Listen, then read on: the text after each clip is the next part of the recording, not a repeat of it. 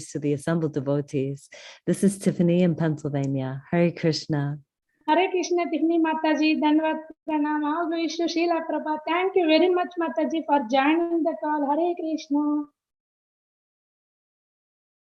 Hare Krishna, Radha Mataji. Please accept my humble obeisances. All glories to Srila Prabhupada.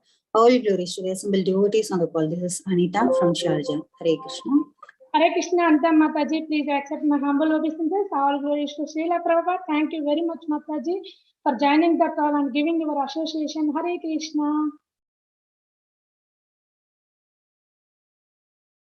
Hare Krishna, Radha Mataji. Hare Krishna, Radha Mataji. Dandavat Pranam. Please accept my humble obeisances. All goes to Srila Prabhupada and Guru Maharaj. This is Radharani Devidasi from Baltimore.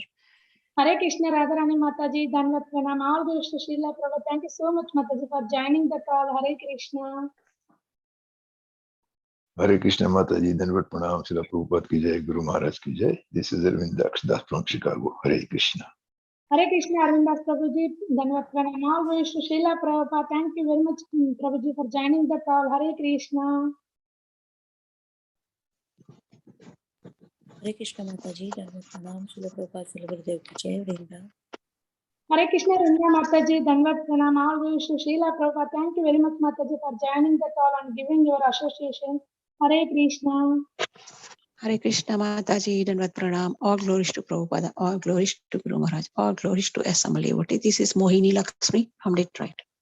Hare Krishna, Mohini Lakshmi Mataji, Dandavat Pranam. All glories to Srila Prabhupada. Thank you very much, Mataji, for joining the call and giving your association. Hare Krishna. Hare Krishna. Hare Krishna, Radha Mataji, Dandavat Pranam. All glories to Srila Prabhupada. This is Vinita Gandharvika Devidasi from Texas. Hare Krishna. Hare Krishna, Vinita Gandharvika Mataji. Please accept my humble obeisances. All glories to Srila Prabhupada. Thank you so much, Mataji, for joining the call. Hare Krishna.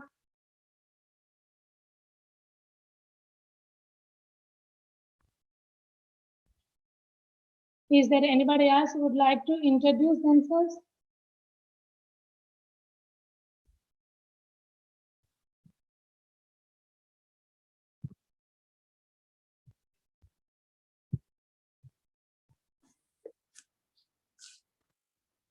Okay.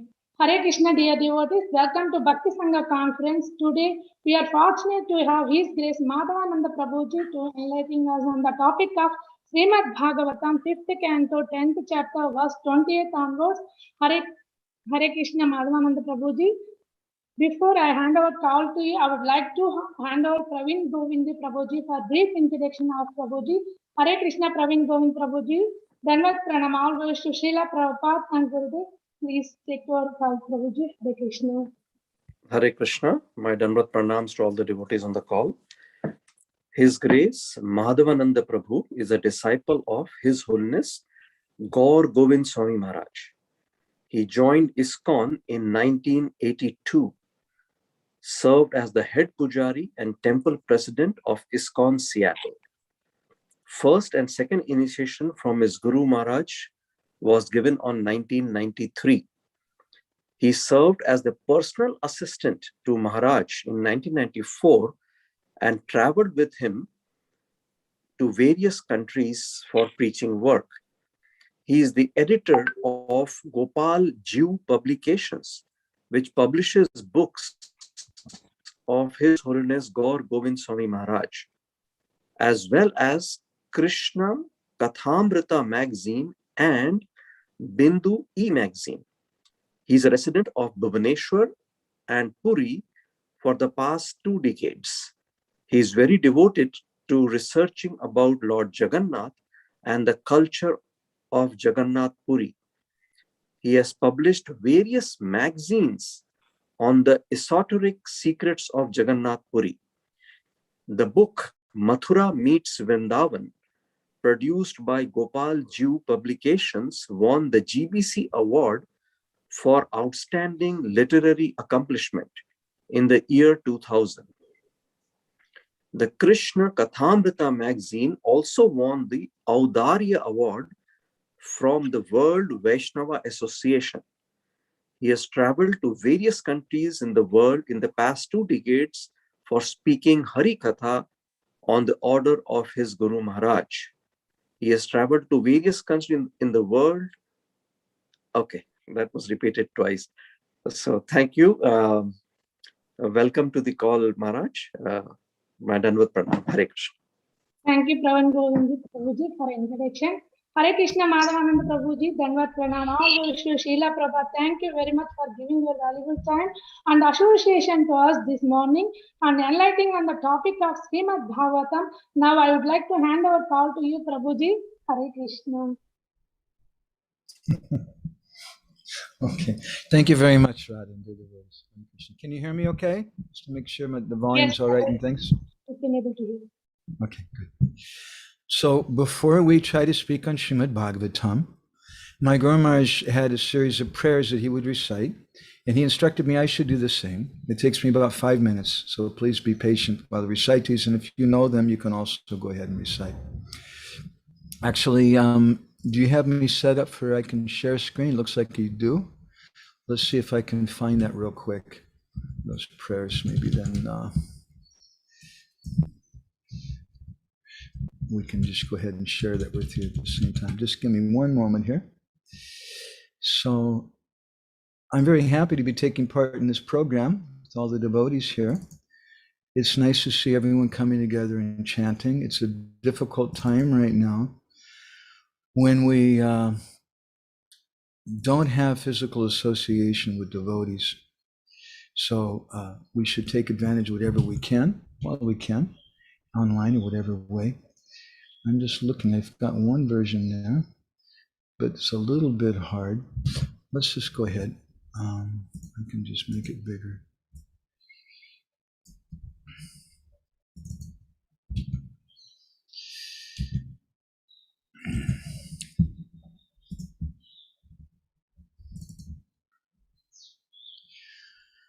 Narayanam namaskrityam naramschaiva narotamam devim saraswatim vyasam tato jayamudhirayat vedi ramayaneshchaiva purane bharate tata adhavante chamadye chahari savatagiyate mukam karoti vachalam bhangum langayate girim yat kripa tamaham vande paramananda madhavam.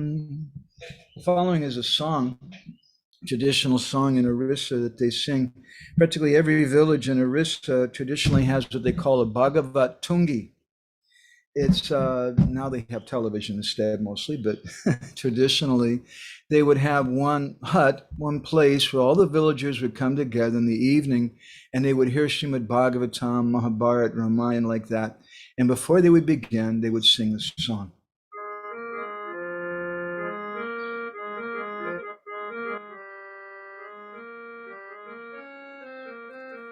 Paramananda he Madhava Padunga Luchi Makaranda Se Makaranda Panakori Anande Bolo Hari Hari Harinka Name Vandavela Parikori Be Chakadola Se Chakadolanka Paraye Manamo Rahu Nirantare Manamo Nirantare Rahu Ha Krishna Boli Jiva Jao Ha Krishna Boli Jao Jiva Mote Udara Radha Dava Mote Udara Radha Dava Mote Udara Radha Dava.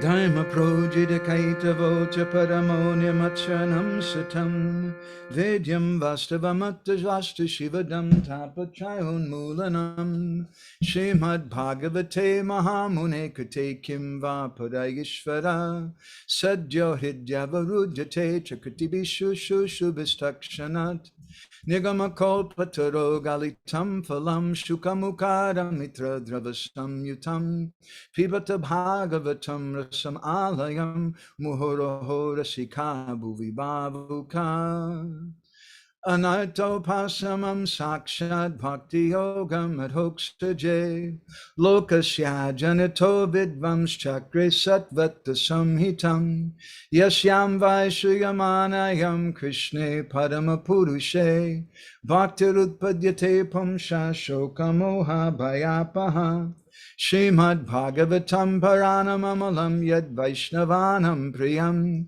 Yasmin Paramaham Samekam Amalam Gyanam Padam Giyate Tatra Gyana Vairagya Bhakti Sahitam Naiskarmyam Aviskritam Tachchinvan Supaten Vicharanha Paro Bhaktya Vimuchanaraha Arto Yam Brahma Sutranam Bharatarta Vinirnaya Gayatri Bhasharupo So Vedartha Paribrimita Sarva Vedeti Hasanam Sadam Sadam Samudritam Sarva Vedanta Sadam Hi Srimad Bhagavatam Ishyate Tadrasam Rita Chiptasya Nanyatra Svedvachi Kuchit Krishna Bhakti Rasa Swarup Shri Bhagavatam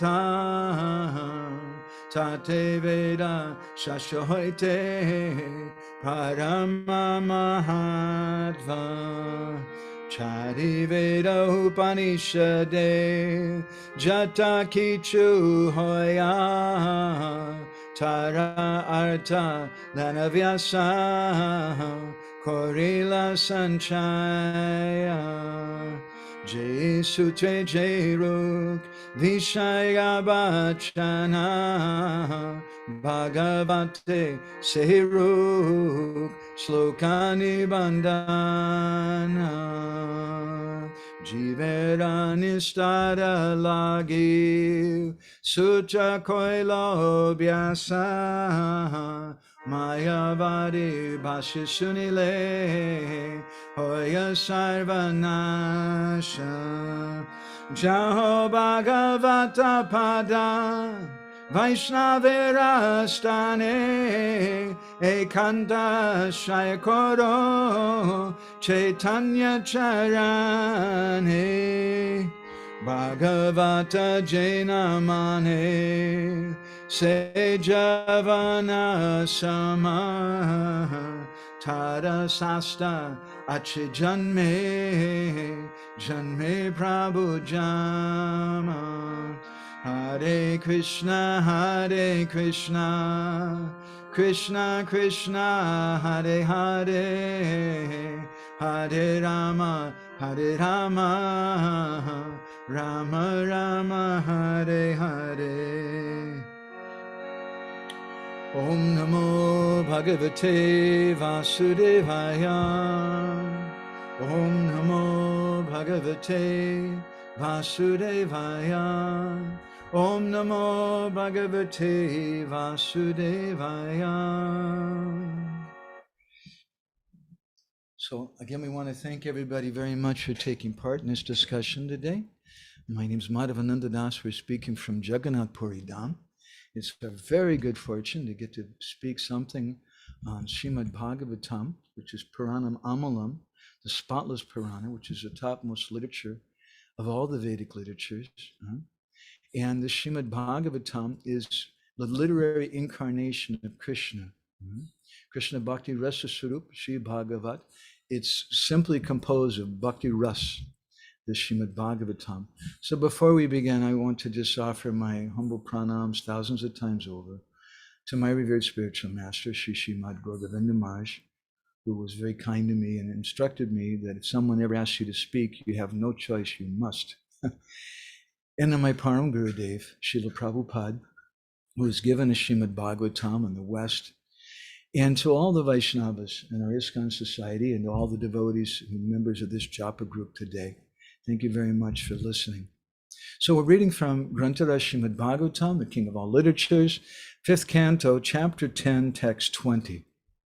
Savai bhavaloka nirikshanartam avyaktalingo vicharatya pisvit yogeshwaranam gatam andabudhi katam vichakikta grihanubandha.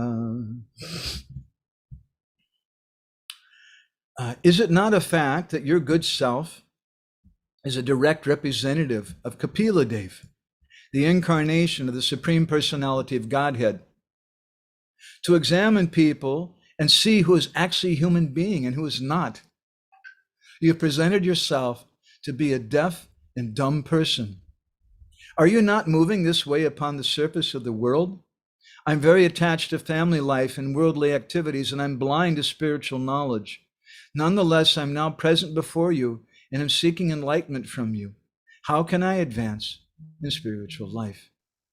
So reading Srila Prabhupada's purport, he states, this was spoken by Maharaj Rahugan to Jad Bharat. Prabhupada says, although Maharaj Rahugan was playing the part of a king, he'd been informed by Jad Bharat that he was not a king, nor was Jad Bharat deaf and dumb. Such designations were simply coverings of the spirit soul. Everyone must come to this knowledge, as confirmed in Bhagavad Gita, Dehinosmin yatha dehe. Everyone is encased within the body. Since the body is never identical with the soul, the bodily activities are simply illusory.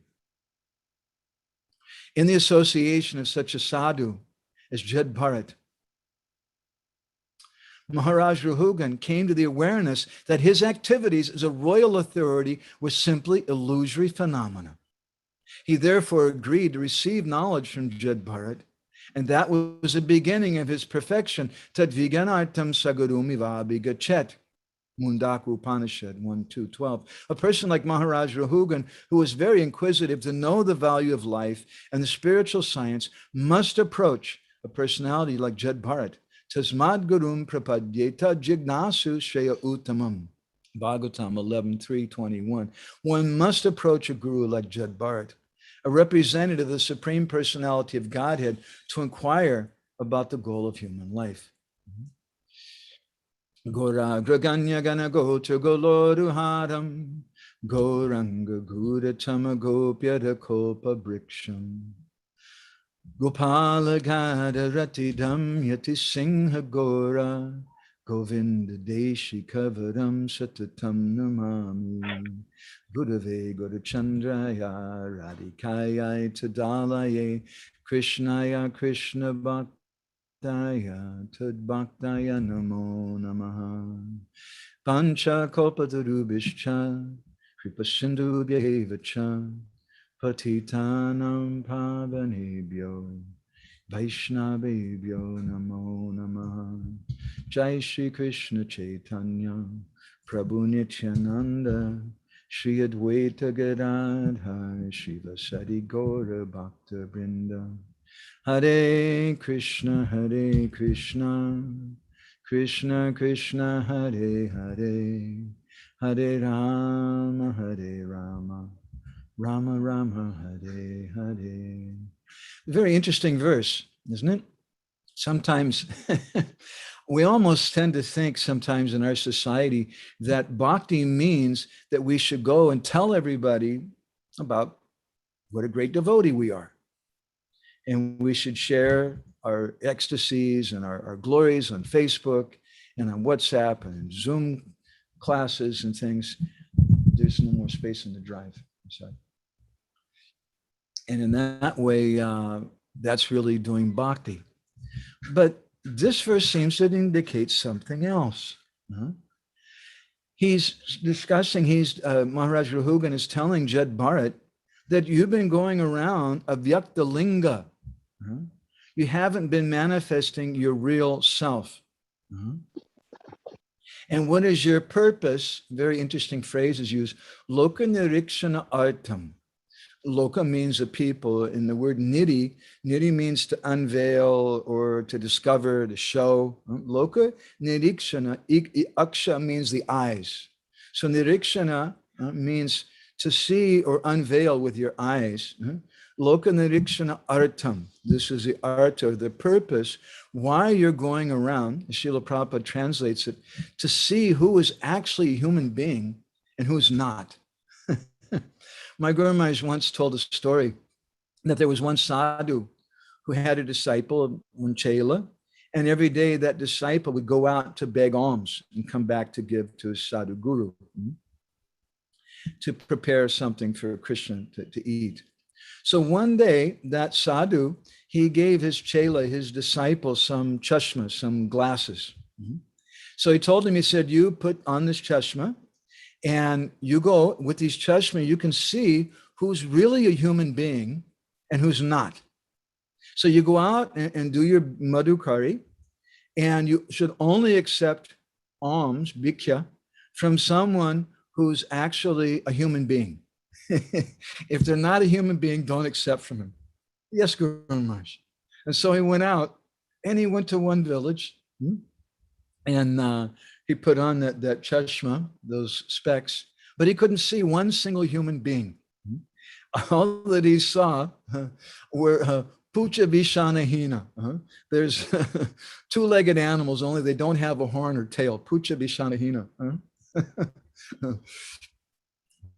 So he saw there was no human beings. How can I beg any alms? So he's going the whole day.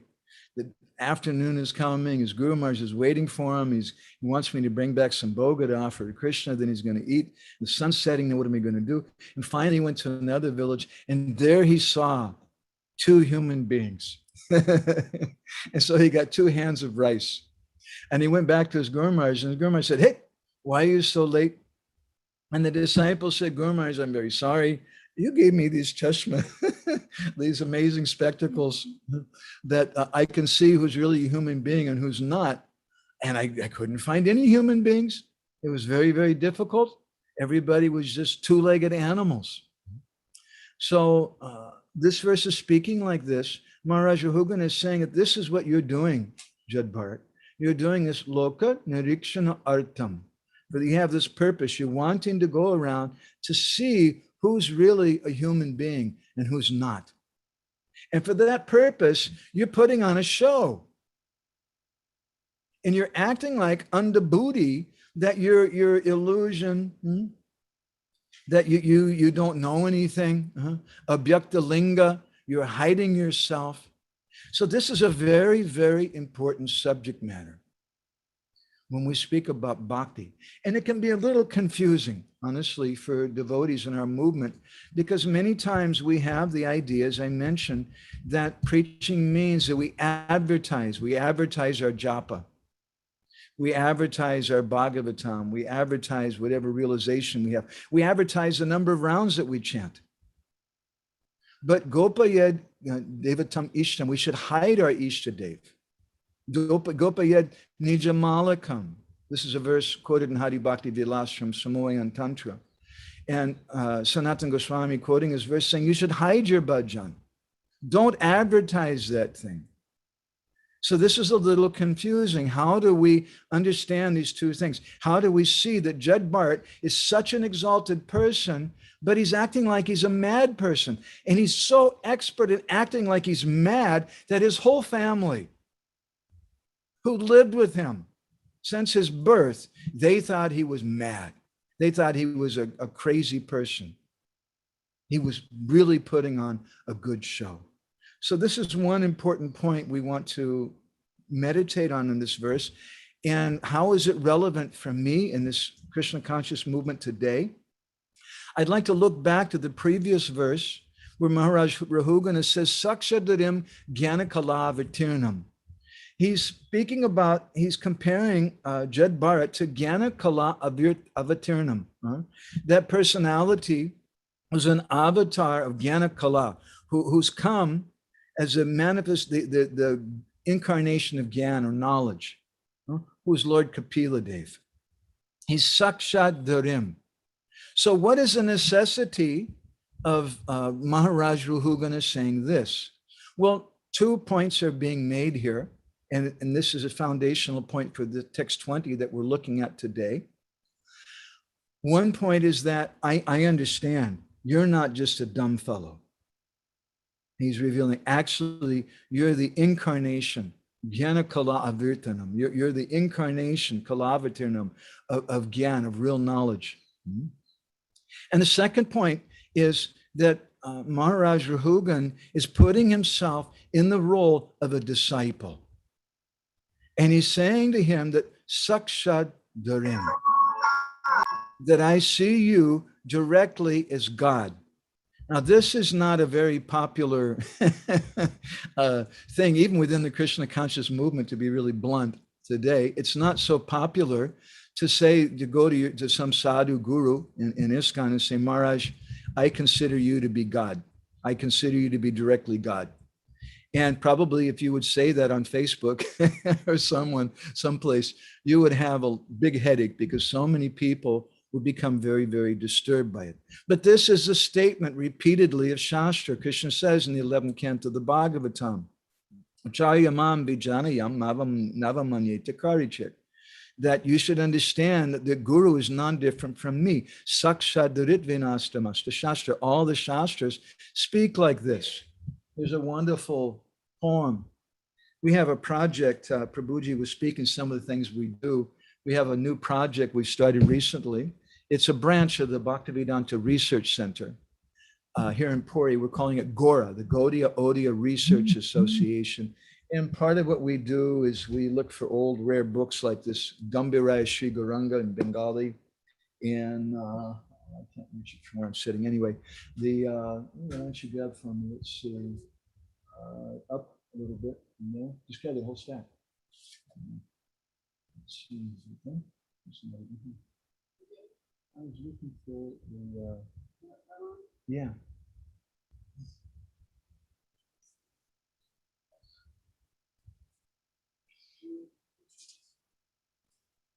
Books like this. This is a Mahabhav Prakash in Oriya language, which was written by Kanai Kuntia, who is an associate of Sri Chaitanya Mahaprabhu. And this book here is also in Oriya. This is a Roy Ramananda Padavali. It's a collection of songs, which practically nobody's ever seen, which they collected from the village Bentapur. The village of Ramananda Roy here in Puri area is called Bentapur. And in that place, they collected some old songs of Ramananda Roy, and they compiled those into a book. So we're translating those things. So part of our work some years ago, we came across a song, which is a fairly popular song, which is found in a number of different songbooks, like Gaurapada Tarangini and Prema Padakalpataru, two well-known Bengali songbooks. And we translated the song, which speaks something about this topic today. So I'd like to sing this with you. That was my Guru Maharaj's habit. It's a nice habit. I can give you a tip. If you're giving class, it helps keep people from falling asleep. So I'll sing a verse or two, and we can chant Hare Krishna in response. Ashraya Koriya Vandon Shri Guru Charan, Jahan hointe mile by Krishna Prema Dan. Hare Krishna, Krishna Krishna, Hare Hare, Hare Ram, Ram Ram, Hare Hare. So this is a wonderful song by a Bengali Vaishnava whose name was Sanatan Das. It doesn't seem, it's almost certainly not Sanatan Goswami, because we're not aware of any Bengali poetry by Sanatan Goswami. But it's a very nice songbook. It's found in many different Gaudiya Mat songbooks and different famous Gaudiya songbooks, like I mentioned.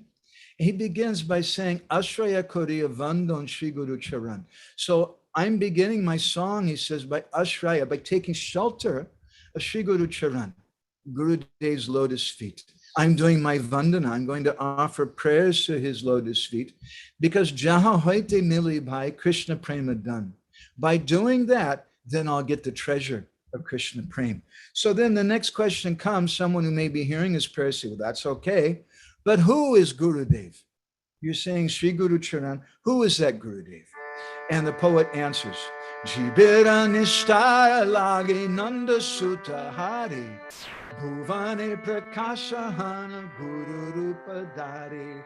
Hare Krishna, Krishna Krishna, Hare Hare, Hare Ram, Ram Ram, Hare Hare. He says, oh, you don't know who Gurudev is. Huh? He's Nanda Sutta Hari. He's a son of Nanda Maharaj. Huh? But he's come for a particular purpose. Bhuvane Prakash. He's manifested himself in this world, Guru Rupa Dari, assuming the form of Guru, because he wants to do Jivera Nishtai. He wants to deliver all the living entities. So this is a form of Krishna who's come as Guru. Now someone may say, oh, does that mean that Gurudev is actually not Jiva Tattva, but he's Vishnu Tattva, that he's actually Krishna himself? And there's some people who think like that. There's one group, religious group here in Odisha. I won't say their name, but you go to their temple and they have no picture, they have no deities, they just have a big Omkar, and they just chant Jai Gurudev, Jai Gurudev, Jai Gurudev, because they have this idea that Gurudev is Krishna. Gurudev is Krishna. Acharya mam vijana yanava manyeta karichit. Krishna says very emphatically that Gurudev is non-different from me. But sakshat dharitven. Sakshat, he's directly this big sakshat dharitven. He's endowed with the glory. So the poet Sanatana Das explains this in the next line. Mahimaya Guru Krishna Eka Kori Jan Guru Agya Hriday Shabak Sache Kori Man Hare Krishna Krishna Krishna Hare Hare Hare Ram Ram Ram Hare Hare. You should understand Guru Krishna Eka Kori Jan, that Gurudev and Krishna are one, but not that their body has become one, but Mahimaya, in Mahima, in glory, they're non-different.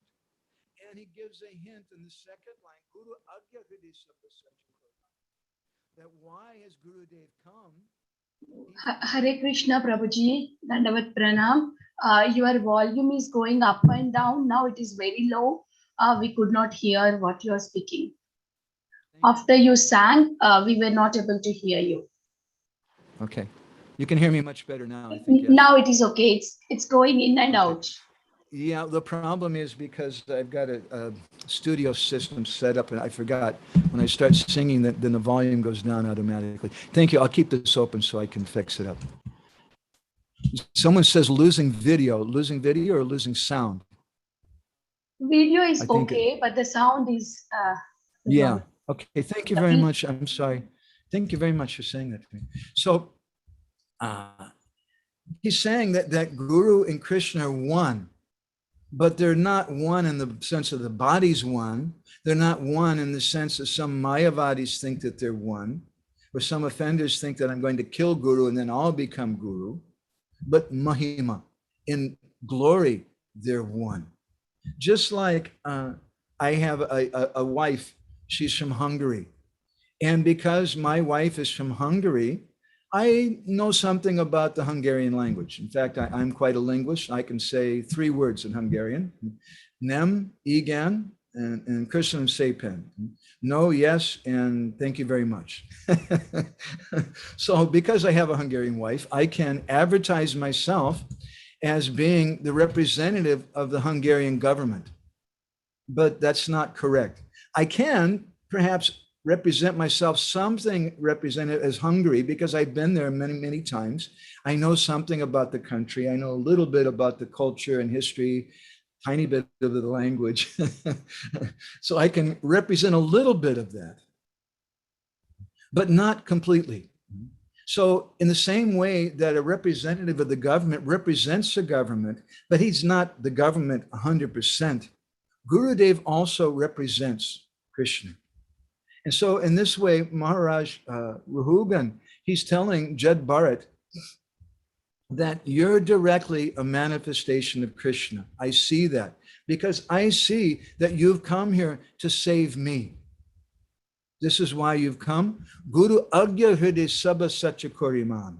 That I understand that you've come on behalf of Krishna to give instructions. So Guru Agya Hriday Sabha Sacha Koriman. Guru Agya Hriday, you keep those orders in your heart. That's an interesting point. It doesn't say that you should print them on a t-shirt. It doesn't say that you should make a flag and wave it outside of your house, or that you should make a list of all the instructions you've gotten from Gurudev and you should post them on the internet. Guru Agya Hriday. You keep them in your heart. And Sabha Sacha Koriman. Sacha Koriman means you consider them to be divine reality. Which one? Which instruction do you consider to be divine reality? The poet Sanatana Das uses the word sabba. Sabba, Satya Koriman, all of them. You consider all of them to be divine reality. But there are some differences in instructions from Gurudev, and we should learn that. Thakur Bhaktivinoda in Jaiva Dharma, he says that Acharya Gurudev speaks in two ways, Tatkalika and Sarvakalika. Tatkalika means according to time and place. For example, Srila Prabhupada once gave sannyas to 2 Western disciples in Vrindavan. And then he told them, you come in to see me afterwards. I want to give you instructions. And the first sannyasi who came in, Srila Prabhupada told him that sannyas means you always travel. You don't stay in one place.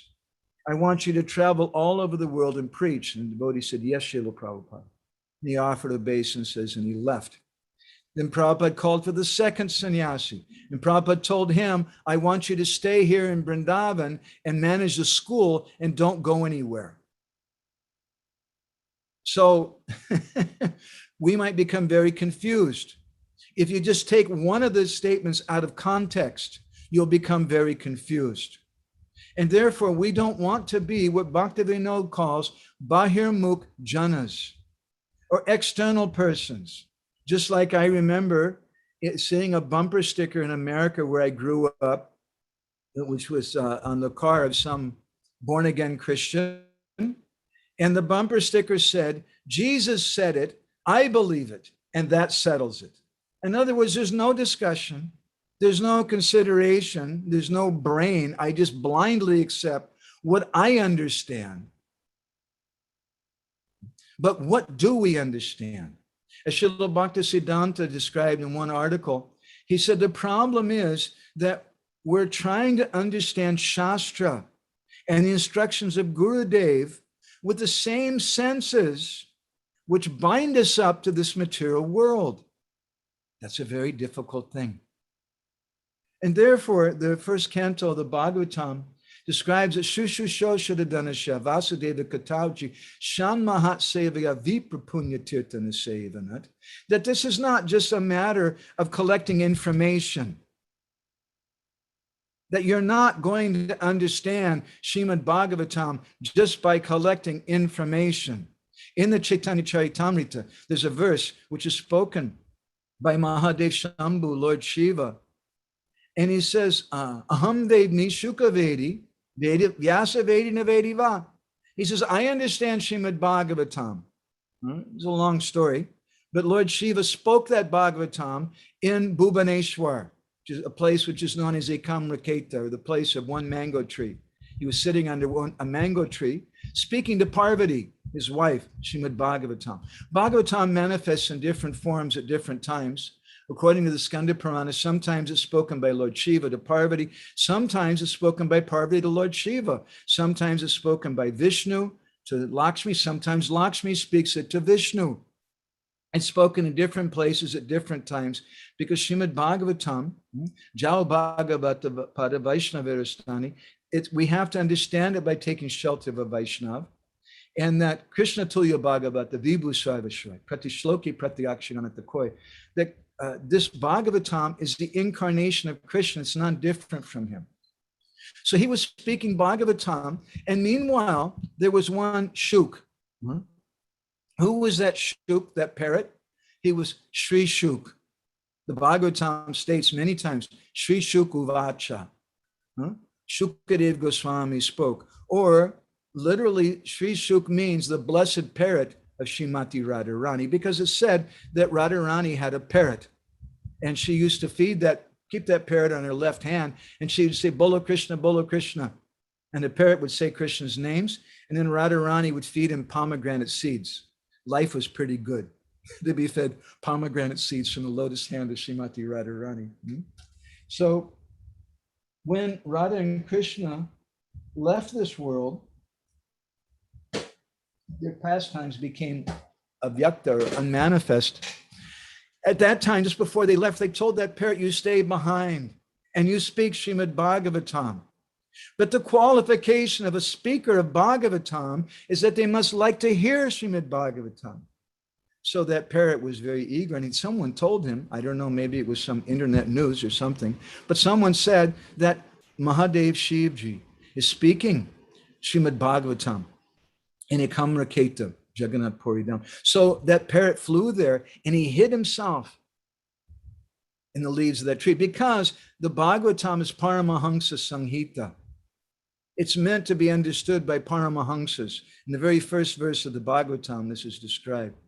And so while she was listening to the Bhagavatam, Parvati, who apparently had trained in active listening, was making the sound, like this.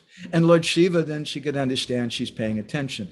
After some time, he happened to notice that Parvati was asleep. This is a very esoteric thing. I can share a little comment with you that we found after a lot of scientific research that just as we have different mantras in ISKCON to wake the deity, we say Utista Tista, Sri Krishna, please, Krishna, please rise up. We have a mantra for waking the deity, and we also have a mantra for putting the deity to sleep. So in the same way, we've also found that there are mantras to put the devotees to sleep, and there are mantras to make them up. And the mantra for making them go to sleep is Om Namo Bhagavate Vasudevaya. I hope I don't say that too clearly. Everybody will fall asleep. I heard from Bhadanarayan Maharaj that he was present personally in one class in Detroit with Srila Prabhupada, and every single devotee in the class fell asleep, except for Srila Prabhupada and the Prabhupada's servant. And at that time, Prabhupada turned to the servant and he said, actually, this Bhagavatam class is for advanced devotees. And perhaps that was one reason why Srila Prabhupada commonly spoke for 15 or 20 minutes for Bhagavatam. Of course, it also probably had a lot to do with the fact that those early devotees were sleeping for 3 or 4 hours a night, and they were working so very, very hard out of love for Srila Prabhupada.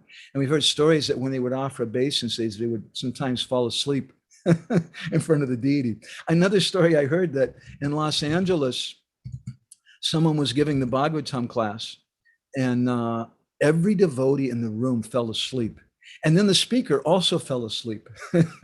So Parvati fell asleep. You can't really blame her. It's just what happens. Maybe Lord Shiva, he's speaking the second canto of the Bhagavatam, time according to the atom. It's not the most exciting chapter in the world for most persons.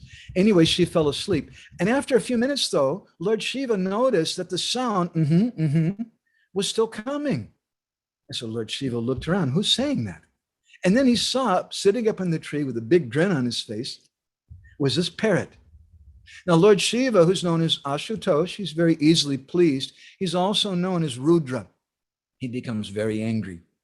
So he picked up his Trishula and he began chasing that parrot, thinking, who is this parrot? He's not qualified to hear Bhagavatam. So Lord Shiva in Chaitanya Charitamrita, he says, Aham Vedmi, Shuka Vedi, I understand Bhagavatam. Shukadev Goswami understands because he heard it from me. Vyasa Vedi na Vedi va. Whether Vyasadeva understands or not, I don't know. I can't really say because he didn't hear it from me. So anyway, it's a long story. There's more to that story, but we'll tell that some other time perhaps. So the verse goes on to say, Bhaktya Bhagavatam Grayam na Buddhaya na Chatikaya. You can't understand Srimad Bhagavatam na Buddhaya with your intelligence. You may be super intelligent, but it doesn't mean you can understand the Bhagavatam. Na Chatikaya, not just by reading it. And Srila Prabhupada, very startlingly, although Prabhupada many times said, I'm present in my books, and people can perfect their life just by touching the book. In 1974, in Australia, a devotee asked Srila Prabhupada, can someone become a devotee just by reading your books? And Prabhupada said, no.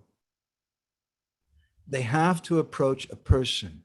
And in a lecture Srila Prabhupada gave around the same time in Bombay, Prabhupada said that some people say, what is the use of accepting a guru? I'll just read the book. And Prabhupada made a comment which I felt was very prophetic. He said, of course, some people have a very bad experience. And he says, then you may read Bhagavad Gita 100 times, you may read it 1,000 times, but you won't understand a single word unless you have approached. So this is why the poet Sanatan Das here says, Guru Agya Kride, that you have to understand this in your heart. And this is why Lord Shiva says, Aham Vedmi Shuka Vedi Vyasa Vedi Navediva Bhaktya Bhagavatam Graham. You can't understand Nabudaya with your intelligence, Nachatikaya, by taking help of the commentaries. But Bhaktya Bhagavatam Graham, only by taking shelter of Bhakti. Therefore, Krishna repeatedly says, Bhakti Mama Bijanati Navamanyeta Karichit, that you can only know me by Bhakti. Don't think that Krishna is absolute. But now when we have Krishna in the form of the holy name, or we have Krishna in the form of the Bhagavatam, that is cheap and that we can just directly approach it. Krishna tells Arjuna in the Adi Purana, Ye me bhakta jana parta na me bhakta sate janam ma bhaktanam to ye bhaktas ye me bhakta chama ma bhaktanam to ye bhaktas te me bhakta tamomata. Excuse me. He says that those people who say they're my direct devotee, I'm chanting the holy name, I'm reading Srimad Bhagavatam, which is the incarnation of Krishna. Krishna says, I have no idea who they are. They're not my devotee. But the devotee of my devotee is my real devotee. And therefore, Jaho Bhagavata Pada Vaishnavarastani. If we want to understand Srimad Bhagavatam, we have to approach the Bhakta Bhagavat. If we want to approach Krishna, then we have to approach Krishna through his form as Guru. And it's a special form that Krishna manifests to give instructions. And therefore the poet Sanatan Das says, Guru Agya Hride. He comes to give these instructions, which Hride we should hide in our heart. So this is a topic we want to speak about today. How we should hide our bhakti. We shouldn't just flash it around to everybody or think that this is how we preach, by just running around and telling everybody what a great devotee we are, what realizations that we have. Narottam Das Thakur, at the end of Prem Bhakti Chandrika, he concludes with a beautiful song, which I'm going to probably have to adjust my volume a couple times here. We'll see. Narottam sings a song. It's a song which was often quoted by Srila Bhaktisiddhanta Saraswati.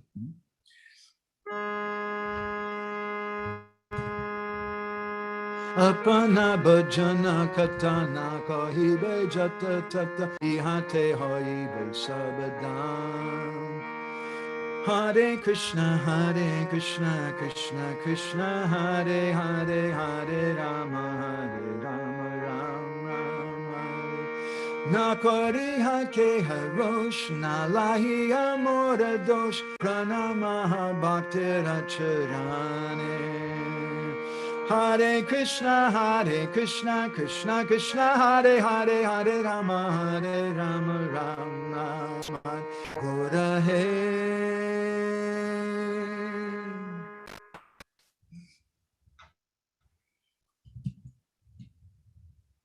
Okay, looks like my volume is still okay. He says that apana bhajana kata, your bhajana kata, the way that you do your bhajan. Nakahibe jata tata. I'm not going to just run around here and there and tell everybody about it. Rather, ihate hoibe sabadan. Sabadan is a famous saying. If you go to take prasadam at Tota Gopinath temples, we like to do here in Puri, and they're having a festival. Many sadhus are there. And before they begin, many times someone will call out, Sadhu Sabadan. Sadhus, be careful. Meaning, don't just think that this is for some fun, that we're having a good party here, eating some nice food. So Narottam is using this word, ihate hoibe sabadan. Rather, I'm going to be careful. I'm not going to speak about my bhajan to everyone else. He says that nakoriha keha rosh. Please, rosh means to be angry. Please don't be angry with me about this. Please forgive me. Don't take offense with me. He says, rather, pranamaha bhakti charana. I offer my obeisances to the lotus feet of all the devotees. Therefore, Srila Bhaktisiddhanta Saraswati Thakur, he said, one should not reveal one's bhajan to others. If we disregard this instruction of our previous Acharyas, then there may be a permanent fall from the realm of devotional service. That's from a 1934 issue of the Gaudiya magazine, Srila Bhaktisiddhanta spoke. We should not reveal it to everyone else. There are some things which are confidential.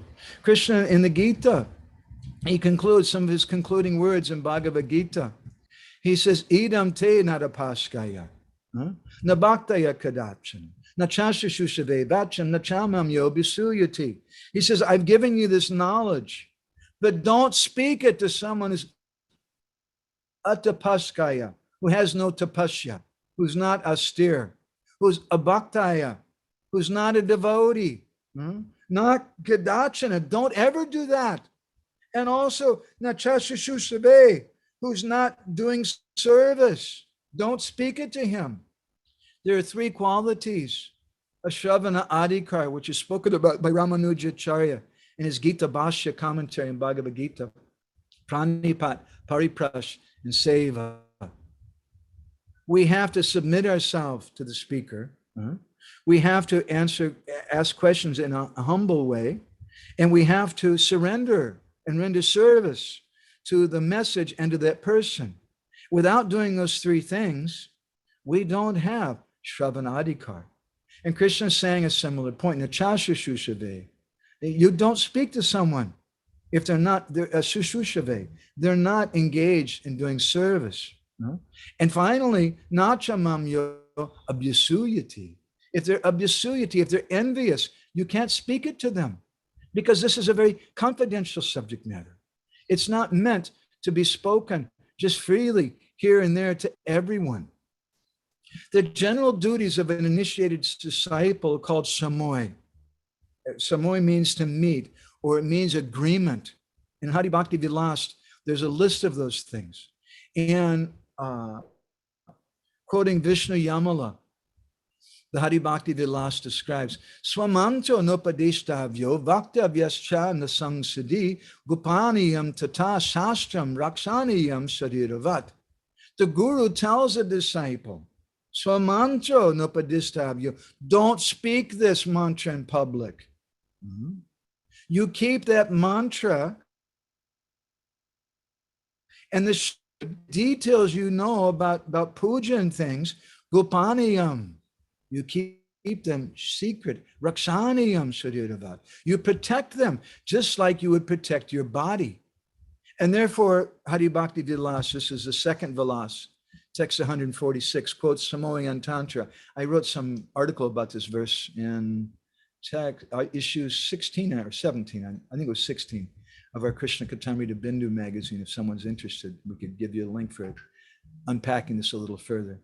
It says, Gopayed Devatam Ishtam. You hide your Ishtadev.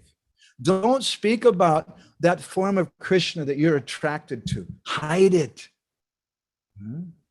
Gopayed Gurumatmana. You should hide your Gurudev. Gopayet Nijam Mantram. Don't speak about your mantra. Gopayan Nijamalikam. You keep your mala hidden. Why do we keep this finger outside of our bead bag? Interesting thing, most devotees have no idea about this. We should know these things. Tribanga Bangima Rupam. Tribanga Bangima Rupam. Vena Ranga Karanchitam. Gopi Mandala Madhyastam Smarami Nandanandanam. We keep our beads in the bead bag. For different reasons. One reason is because the Hari Bhakti Vilas says there are bhutas, there are ghosts and subtle creatures who may come and take away the benefit of your japa. But another more confidential reason is that we have these 108 beads, which Srila Prabhupada wouldn't chant on sometimes unless there was some string marking the 8 main beads, which are the Astasakis. So these are 108 gopis, and there's a Meru bead, which is Radha and Krishna. And Tribanga Bangi Marupam Venu Ranga Karanchitam Gopi Mandala Madhyastam Smarami Nandanandanam. We have this Joppa mantra. Before we chant our Joppa, many Vaishnavas recite this, meditating that this bead bag is actually a kunj in Vrindavan, on the bank, in the place known as Vamsivat, on the bank of the Jamuna. And inside that kunj, Krishna is doing Ras Leela with Radharani and 108 gopis. So we hide that. We don't advertise that to everyone. We don't advertise the secrets we've gotten from our guru. Hari Bhakti Vilas goes on. Swapne vakshi samaksham va ascharjam atiharshadam akasmad yadi jayita na katavyam guru vina. You may have some amazing vision. Ascharjam means it's a startling divine vision. And that vision may be swapne, it may be in a dream, or vakshi sama, it may be while you're awake. But akasmad yadi, don't speak that to anyone. You keep that very, very confidential. Don't speak it to anyone except your Gurudev. Once there was one devotee who came to my Guru Maharaj. That devotee was a nice person. He passed away a few years ago. Before he came to Krishna consciousness, he was a hippie and he took a lot of drugs. So I don't know if that had something to do with his comments, but anyway, he took a lot of drugs before. And one day he came to our Guru Maharaj privately. He said, Guru Maharaj, I was chanting Hare Krishna and I saw Lord Nrsingadev. And my Guru Maharaj, he looked both ways. And then he leaned forward to this devotee and in a whisper, he said, don't tell anyone. Like this. I don't think that vision was so necessarily real, but Guru Maharaj was giving him some instruction. You should hide that. We just, in our last issue of our Bindu magazine, we just printed a statement from Srila Prabhupada where he was being interviewed by the editors of Back to Godhead magazine, and they were asking Srila Prabhupada about standards. And one of their questions was, Srila Prabhupada, should we write about Radharani and the Gopis in the Back to Godhead magazine? And Prabhupada made a few comments, and initially he was very conservative. He said, no, these are higher things we should not speak about in public. But then he paused for a moment, and then Prabhupada said, but do not boycott the Gopis. We shouldn't boycott the Gopis. Prabhupada didn't boycott the Gopis. He gave us Krishna book with 5 chapters on the Ras Leela, and he wanted that Krishna book distributed to everyone. But along with that Krishna book was Prabhupada's comments in it. So the word gopi has very significant meanings. It comes from the same bij dhatu, gopayati iti gopi. Gopayati iti gopi means who is a gopi. Gopi means someone who hides their love. It comes from the same bij dhatu in Sanskrit that the word gupta comes from, or gop, to protect or to hide. So gopis are those personalities who hide their love for Krishna. They don't speak about that. They keep that thing confidential. And therefore in Hari Bhakti Vilas, it's said about Japa, Yagnavalkya Smriti is quoting in Hari Bhakti Vilas, Yaksha Rakshasa Bhutani Siddhi Vidyadara Ganaha Haranti Prasabham Yasmat Tasmad Guptam Samacharit. That if you chant your japa with your beads outside your bead bag, then Yaksha Rakshasa Bhutani, then the benefits of your japa may be forcibly stolen by yakshas, rakshasas, bhutas, ghosts, siddhas, perfected beings from siddha lok, the vidyadharas and different personalities. Therefore, you keep your beads inside your bead bag. And Hari Bhakti Vilas gives us a mantra to offer our japa. Guyati guya gupta tvam grihanasmat kritam japam siddhir bhavatu me deva tvat prasadat tvayistite. My dear Lord, knowledge about you, guyati guya gupta. It's very, very confidential. It's the most confidential of confidential things. And you protect these confidential things. And this japa is a very confidential thing. So you please accept my chanting of japa and siddhir bhavatu me deva tvat prasadat tvayistite. May I get the same siddhi or the same perfection as your great unalloyed devotees by chanting this japa. So don't advertise In Prema Vivarta, Jagadananda Pandit, he sings very nice song. Jadi baji begora sarala kora nijaman kuti nati chari bhaja gorara charan. Hare Krishna, Krishna Krishna, Hare Hare, Hare Ram, Ram Ram, Hare Hare. He says that Jadi means if. Jadi bhaji be Gora, you want to serve, you want to do bhajan of Gauranga Mahaprabhu. If you want to do that, he says in Koro Nijaman, you have to make your heart. What do you have to do? Something special with your heart. What is it? Sarala Koro Nijaman. You have to become sincere. Sarala means simple. You just become simple. And Chadi Kutinati. Chadi means to give up. Kutinati, this deceit. And rather, Bhaja Gorara Charan. Just worship Gauranga Mahaprabhu's lotus feet. And Jagadananda Pandit goes on to say, Gorara ami, muke bolele nachale, Gorara achara, Gorara vichara, loile fala fale. Just running around. Muka bolile, ami gorara ami. I belong to Gauranga Mahaprabhu. I belong to Gauranga Mahaprabhu. Running around telling everybody that.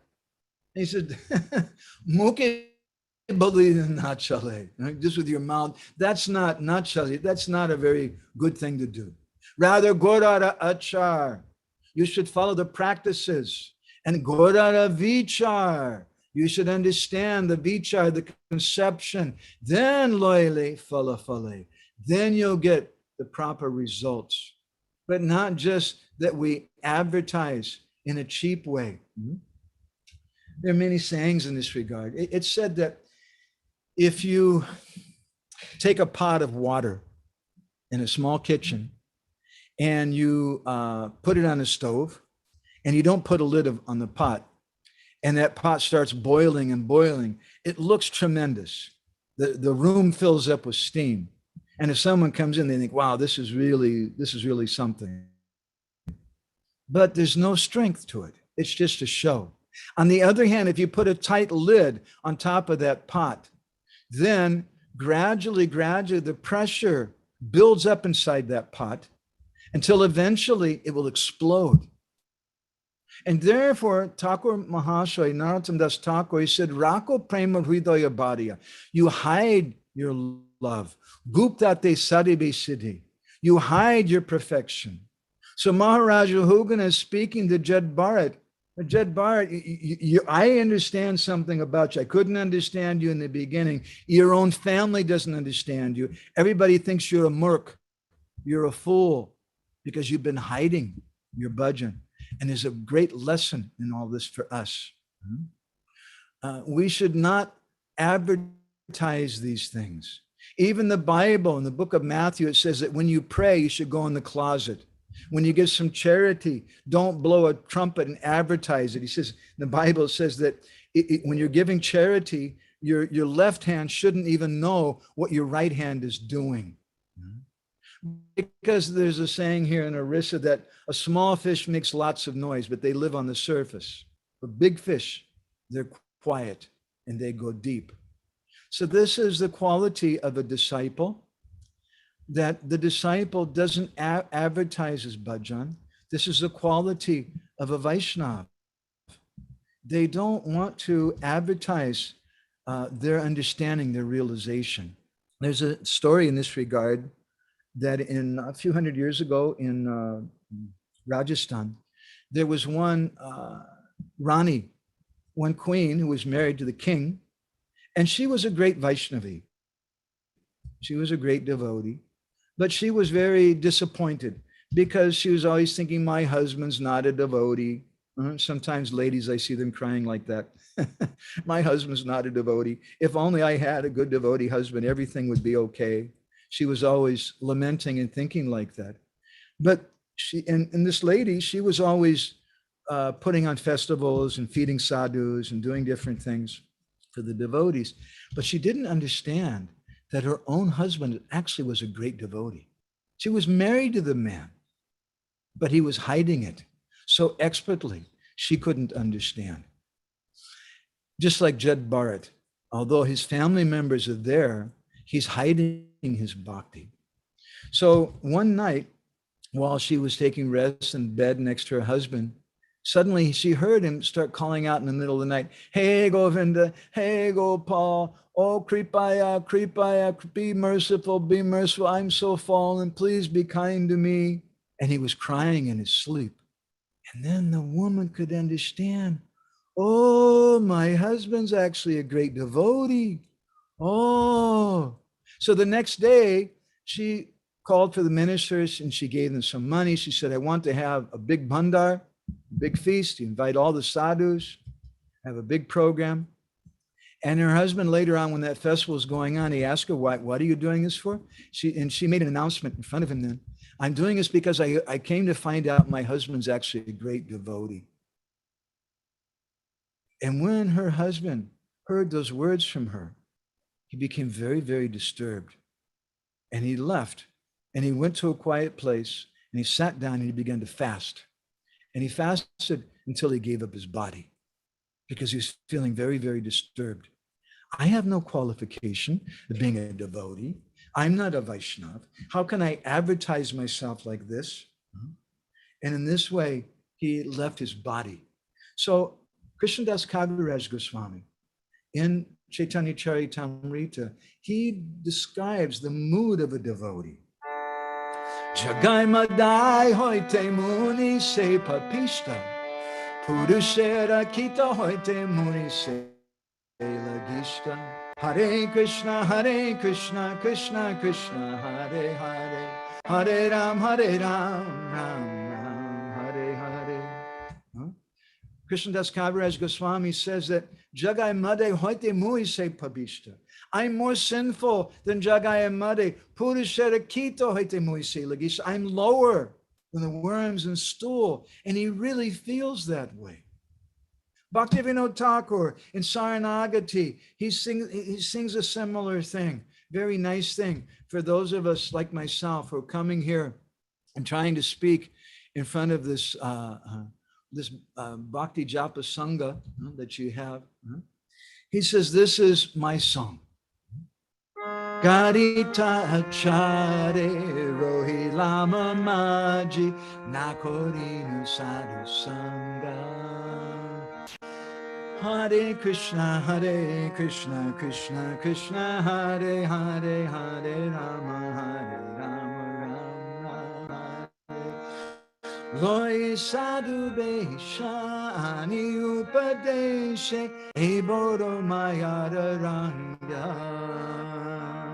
Hare Krishna, Krishna Krishna, Hare Hare, Hare Rama, Rama Rama, Hare Hare. He says, this is my situation. This is the honest truth of the matter. Contrary to what some people might try to tell you before the Zoom program begins.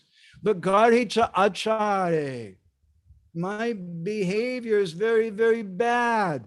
Rohi Lama Maji, I'm not a good, not Korino Sadhu Sangha. I never did Sadhu Sangha. Rather, they invited me to give a class on Zoom. And so many people took part. How many people were taking part? There was 43 participants taking part. And I was thinking, yes, I am a great personality. But actually what's going on, Loi sadhu vesh, I've come here dressed up like a sadhu, and ani upadesh, I'm giving some instruction. He says, Eboro mayara ranga. This is Maya's big joke. This is Bhaktivinoda Thakur's mood. He had so much association with his Siksha Guru Jagannath Das Babaji, with Gorakishore Das Babaji. His own son was a great devotee, but he didn't advertise that. Rather, he considered Na Korinu Sadhu Sangha. I never really had association with sadhus. I had my photo taken with Gurudev many times. but that's not real association. So we should understand, we want to preach Krishna consciousness, but we need to learn the subtle difference between preaching and self-advertisement. And self-advertisement is not going to help us in our bhakti, and ultimately it won't help us in our preaching either. Rather, it'll only attract cheap people. I remember before I was a devotee, my parents, I grew up in a Christian family. My father was a very enthusiastic born-again Christian. And at the age of 16, my poor age, I was being forced to go to a born-again church. And people, during the sermon, all of a sudden, someone would stand up and they'd start speaking in tongues, saying some crazy thing. Or the minister would call for people, and then they would come up in a wheelchair, and he would put his hands on him, and all of a sudden the person would jump out of the wheelchair and say, "Hallelujah, now I can walk." And the preacher would say, "It's a miracle." And so many people like that. I lived with my grandmother for some time, poor woman. I was a 17-year-old boy. She was in her 70s. And she forced me to go to one Christian meeting in Oakland, California, at the Oakland Coliseum, no less. A huge Coliseum there in Oakland. And there was a lady, her name was Catherine Kuhlman. My grandmother liked her very much. She used to watch her TV show. And I remember she'd start the show and she'd come on, and I can imitate her very well. She'd come on and say, "I believe in miracles." And so when she had her program that I was forced to go to as a 16-year-old boy, I wasn't very impressed, very inspired. And in Oakland Coliseum, there was so many people coming in wheelchairs and with crutches and so many different ailments. And she would call them on the stage and she would say, "In the name of Jesus, I cast this out," and this and that. And the person would start jumping up and down. Later, a few years later, I come to find out they did some research on that. And they found that practically every one of those persons ended up back in a wheelchair again. But they had some belief in what she was saying. In any case, it was a good show. And at some point during the program, they passed around, they came around for donations, and they had buckets that were like this big. And people were putting huge amounts of money in it. And there were these big guys with guns taking the money. I wasn't very impressed. So our Krishna consciousness movement should not be like that. If something amazing happens to us, it's not that we advertise it. My grandmother, she was a bit of a sentimental person, a very sweet lady, and she helped me in many ways. And I learned many things from her. But some things I also learned from her that not to do. I remember once she came to me and she says, my name was Mark then. She said, "Mark, it was a miracle. I was at the grocery store and I bought some groceries and I was going to put them in the trunk. And I went to open up the car and I couldn't open the car and it wouldn't work. And I was trying and the key wouldn't work. And then suddenly I heard a voice, and the voice said," my grandmother's name was Beulah. The voice said, "Try the trunk key, Beulah." And my grandmother, she said, "No, God, Lord, that won't work." And the voice came again, "Try the trunk key, Beulah." She told me like this. She said, "So I tried the trunk key and it worked. It was a miracle." And I was thinking to myself, this old lady, maybe she's a little senile, a little crazy or something. I wasn't so impressed. But our movement should not be like that. This Krishna conscious movement shouldn't advertise such cheap things. Srila Prabhupada sometimes was asked by people, "Swamiji, what is your miracle? Can you show us a miracle?" And Srila Prabhupada then would point to his Western disciples and say, "This is my miracle. That I've taken these Yavana Malechas and now they're chanting holy names and they're following four regulated principles." There were many miracles Srila Prabhupada did. We all know probably different stories about Srila Prabhupada. I could tell a few different stories of miracles that Srila Prabhupada did, but Prabhupada was very shy about that. In Mayapur in 74, I think it was, Srila Prabhupada was chanting Jai Radha Madhav. And suddenly he became stunned in ecstasy, and he stopped singing, and he just became stunned and sat there. And all the devotees were quiet. Nobody knew what to do. And then after a few minutes, one of them started singing, Namahom Vishnupadaya, like this, singing Srila Prabhupada's Pranam Mantra. And after a minute or two, all the other devotees started singing in also. And it became Prabhupada regained his external consciousness. It became a controversy. Some devotees were upset. Why did you sing like that? Prabhupada was in ecstasy. You should have left him alone. And so later, one of the devotees, I think it was Brahmananda Prabhu, perhaps, Prabhupada's very loyal and old disciple, came to see Srila Prabhupada. And he said, Prabhupada, there was this controversy, and when you became quiet, and then when he became quiet, and when he said that, Prabhupada became very shy. And Prabhupada interrupted him. He said, I don't usually do like that. And they said, yes, Prabhupada, when you did like that, when that happened, some devotees said we should sing Namo Vishnu Padaya. Other devotees said it wasn't right. Prabhupada said, anyway, whatever you want to do, it's okay. Prabhupada didn't make very much of it. He didn't want to speak about it. If we start advertising all these kind of things, as Srila Prabhupada spoke in one conversation here in Bhubaneswar in 1977 in February when he was here, he said that just like there was one fat woman, she went to the Jagannath Mandir and she was going around, and later she came and she said, I was going around Jagannath and Jagannath grabbed my cloth and was pulling on my cloth. And Prabhupada laughed and said, this fat woman, she said, Jagannath is grabbing her cloth. Why will he grab her cloth? And Prabhupada said, this is sahajya. Don't speak about these things. Once there was one lady, there's a little story in the Prabhupada Lilamrita, who came to Prabhupada in the very early days in 26 Second Avenue, and she said, Swamiji, I'm chanting Hare Krishna, and it's amazing. She said, Swamiji, I'm chanting Hare Krishna, it's amazing. When I chant Hare Krishna, suddenly I see this red light. And she was expecting Prabhupada to be very impressed and to give her some secret instructions at that time. And Prabhupada said, yes, anyway, just keep chanting Hare Krishna and it'll go away. So don't advertise these things. These are some of the lessons we can learn from this verse. Savai bhavaloka nirikshanartam avyakta lingo vicharitya pisvit yogeshwaranam gatim andabudi katam vichikita grihanubhanda.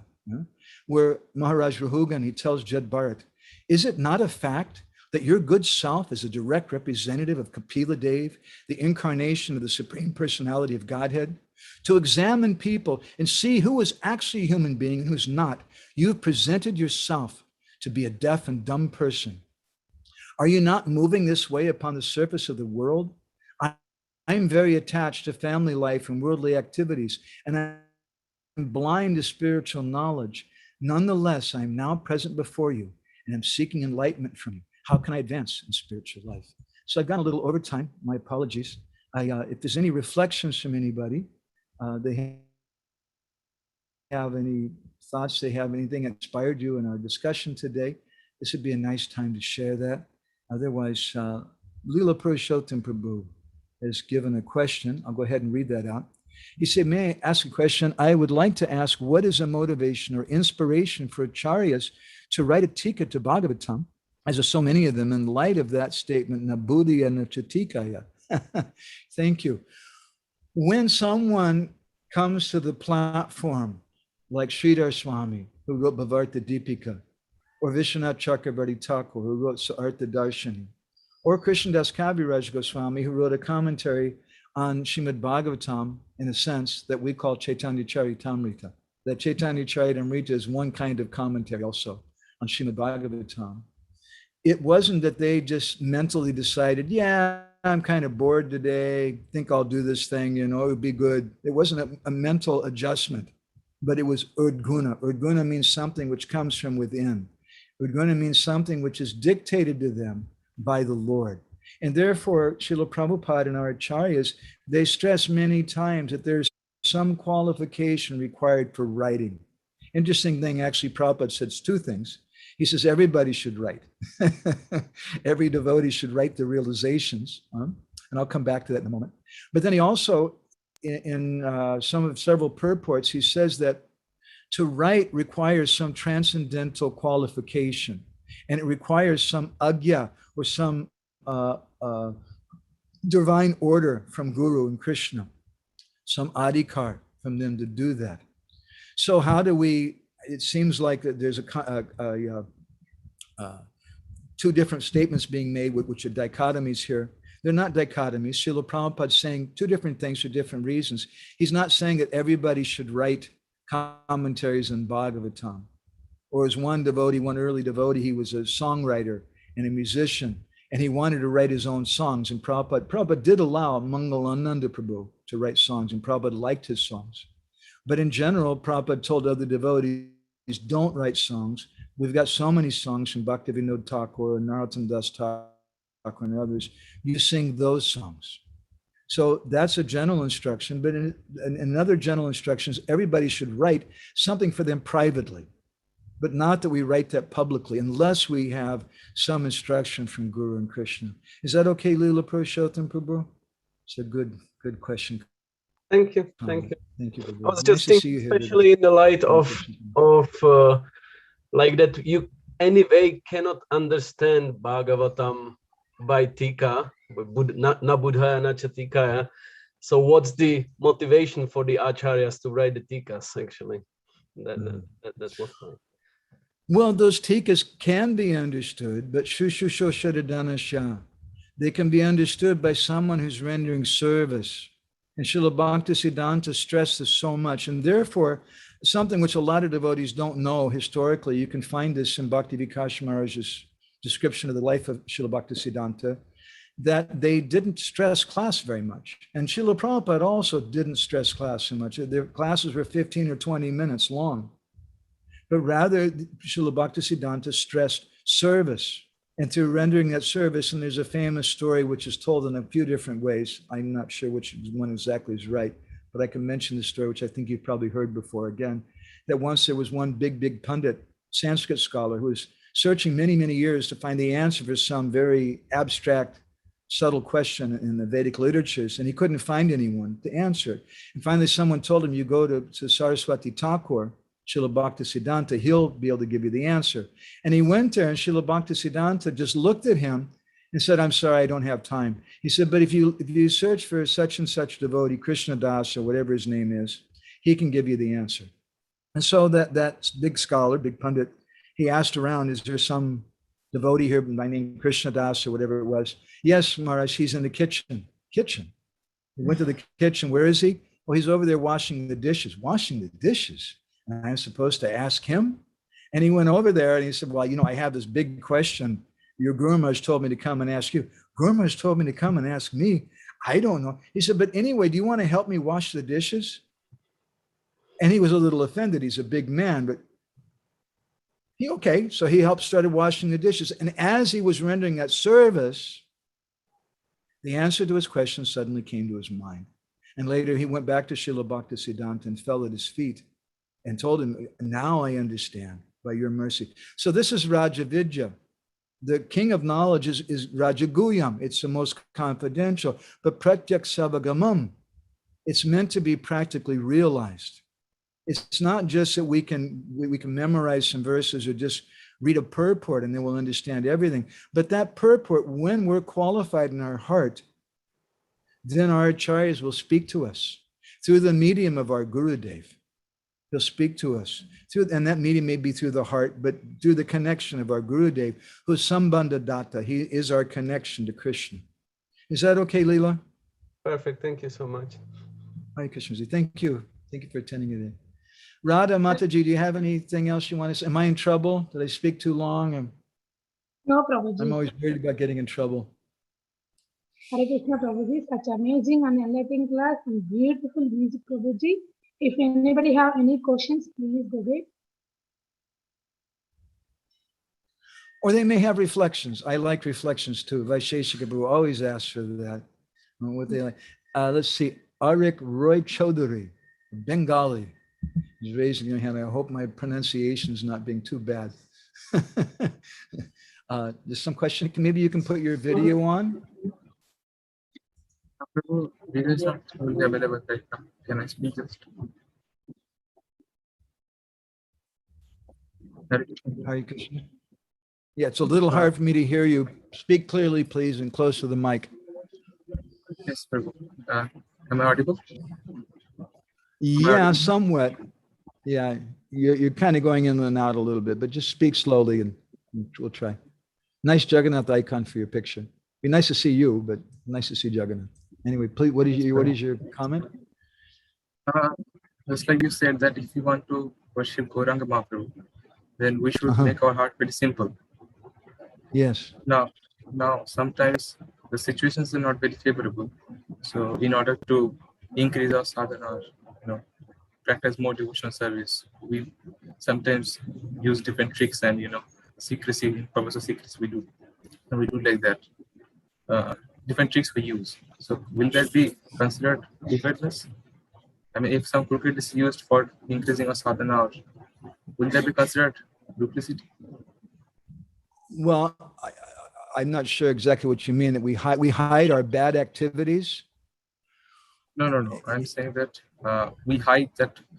I mean, in a situation we are not allowed to do much sadhana. So now we do different, I mean to say, different tricks, so that we can do more bhakti. So will that be considered duplicity? Chaitanya Mahaprabhu, he once told Raghunath Das Goswami, I'm trying to remember the Bengali, I can't remember. Anyway, he said that externally, you should look like a common person and be like an attached husband and just making money and do it. But internally, you be detached. Externally, you look attached, but internally you're detached. Excuse me. Just like there's a story that once there was someone who was sick. So they went to the Ayurvedic doctor and the doctor said, what's wrong? And the man said, my dear doctor, I have two problems. I have this rash on my skin. It's very itchy. And the second problem is that I'm coughing and blood is coming out. And so the doctor told him, he said, well, for your rash, I'm going to give you these white pills. Crush them, mix them with ghee, and rub them on the rash. And for the coughing of the blood, that's very serious. You should take these red pills with some warm water. Yes, doctor. And so he left. Now that sick person was not so super intelligent. And as he was leaving the office of that doctor, he was trying to remember what he was told. And so he was repeating it over and over again, that white is for the outside and red is for the inside. And after repeating it sometime, he got it backwards until he thought red is for the outside and white is for the inside. And so when he got home, he took the red pills and crushed them, mixed them with ghee and put them on the rash. And the white pills he took with warm water and drank that. And the story has a very sad ending. After a few days, he left his body. So it's an allegory. There's certain things which we keep on the outside and certain things we keep on the inside. The red color represents our renunciation. That red color should be on the inside. So Arik, you may be a householder and you may have some detachment, but don't show that to your wife, or otherwise there'll be big problems in your house. Don't show that to your children. You show that, yes, my dear wife, whatever you want, whatever you need, I'm there for you. You show that you're a henpecked husband, but on the inside, you be detached.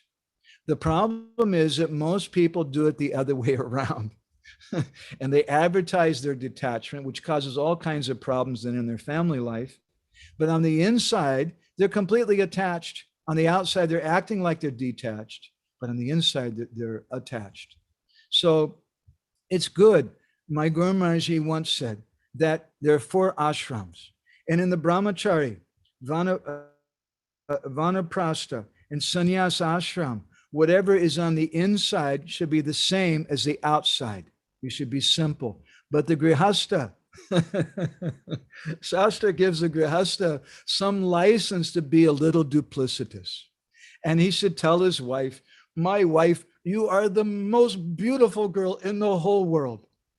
Probably she's not the most beautiful girl in the whole world, but she needs to hear that. And it's good for your grihastha ashram to say that. It's smart for you to tell her that. Huh? So there's some potential, there's some license for duplicity in that grihastha ashram. And sometimes in our social dealings also, you're going to work and people understand why when you go to the party that you don't want to eat their hamburgers or their nonsense foodstuffs. And maybe you just tell them, well, I have some sickness, because maybe it's going to be too complicated to try to tell them. Nowadays, you can just tell them you're a vegetarian, I think. But sometimes it's a little hard to tell them. So you just make some excuse. And there's no harm in doing that. There's no harm in saying that, well, I can't come in that early because I have problems in the morning. My body has a difficulty. I just can't, I have this problem every morning. And you're not telling them the truth, which is you have to chant your japa. That kind of duplicity may be there, and there's no harm in that. But the kind of duplicity when we advertise ourselves as something that we're not. And Raghunath Das Goswami speaks about this in 7th verse of Manasiksha. Pratista sadrista sapacha ramani me hridina tet katam sadhu prema spisati sucha etan nanumata. He said that sadhu prema, how can this wonderful prema even touch you? If you have this desire for fame, and you want to advertise yourself, he said that's just being shameless, and is like a dog-eating woman who's dancing, some prostitute is dancing in public. In such a situation, you should take shelter of the devotees. So many devotees have difficulties in their life. We all have attachments and things which are not so appropriate. Don't speak about those with everybody, but you speak about those with Gurudev. My Guru Maharaj used to say that Krishna likes confessions, but we don't go and confess just in the public assembly of devotees about bad habits that we have, because it may be inappropriate. It may cause some problem. One thing that may happen, you go and tell everybody that you like to watch movies or something, and then everybody thinks, oh, he's watching movies, I should also watch movies. It's okay. So we don't speak about that in the general assembly of devotees. But before some advanced Vaishnav, we may reveal our heart. And an advanced Vaishnav who understands our heart, that personality we can speak to, and then he may chastise us. Is that okay? Is that helpful to answer your question? Thank you. Thank you, Prabhuji. Hare Krishna. So anybody else has any reflections or comments or anything? It's nice for me, then it helps me know that not everybody was asleep during the class. That's very encouraging. Somebody managed to stay awake. Does anybody have any reflections, something you heard that you liked that you want to share? Maybe Radha Mataji, was there something that you like particularly you want to share and comment on? Hare Krishna, Prabhuji, can I share? Hare Krishna. Thank you, Prabhu. I think Hare Krishna, Prabhu. Hare Krishna. Yes, Prabhuji, you can able to hear you.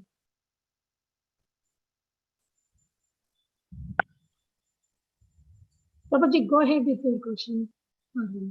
Brihadnath Prabhu is commenting, oh, why do I wish that this class goes on and on? Why don't you write about it in the magazine? Yeah, I would like to write about this in a magazine. It's an important subject matter. We wrote previously, you can look in our 16th issue, Krishna Katamrita magazine, we wrote an article called Hide Your Guru. Maybe even I can look online real quick while we're sitting here and find a URL for that. It's been printed in a number of different places online. You'll probably find it. Let's see. No.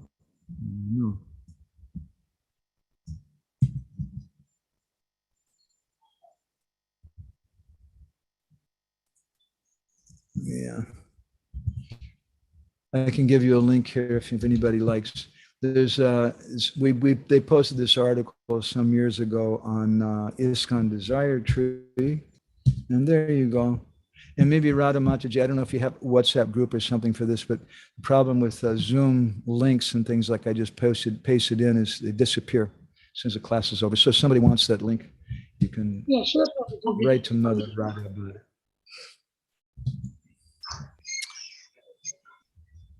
Hare Krishna. Okay. If no one have any further questions, you can end the call here. Thank you so much, Prabhuji, for enlightening class today. We are very grateful to you and we look forward to your association again and again in the future. Let's pay our obeisance to Prabhuji and all Vaishnavas. कृपा सिन्धुभ्य एव च पतितानां पावनेभ्यो वैष्णवेभ्यो नमो नमः। हरे Krishna. Bhagavatam ki jai. Madhavananda Prabhuji ki Hare Krishna. Thank you, Prabhuji. Very nice. Thank you for the class, Prabhuji. Radhe Radhe. Thank you.